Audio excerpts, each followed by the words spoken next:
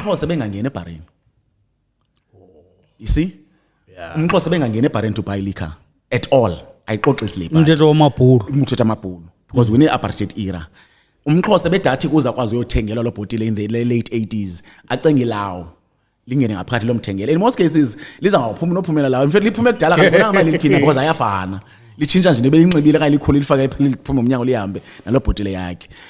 There was nothing edibanisa thina notywala, in fact nokunxila. We've changed over the years. Even nakulonto beyekho because kudala wayithi kwalotata omkhulu kwazi uthengela libekele etyesini ibhotile yakhe zamane erhabula ngelo xesha kakubanda, and that was it.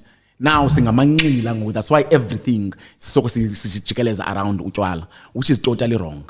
Now hence ndibuza uthi umzekelo ngoku uza xa usolusinyana wakho kuthiwe iphi ibhotile gazi. And if you don't have bottle gas, ngathi awenza ngayona umzekelo, yeah ikho la nto enza phaya. Understand? And now the question is ikokusetyenziswa ntoni iqala before if ever ngikola, because wangikwazi ifumana kwase bareni moselene bottle etywala legazi, then kwakusetyenziswa ntoni now. Some will say umqombothi, and the fact is umqombothi now is a new thing, things of onxila kanye uzonwabisa kwamaXhosa. AmaXhosa isebenza amaseselwa. That is how we do things in amaXhoseni, because utywala is not part of our thing. Ukunxila is not part of our thing.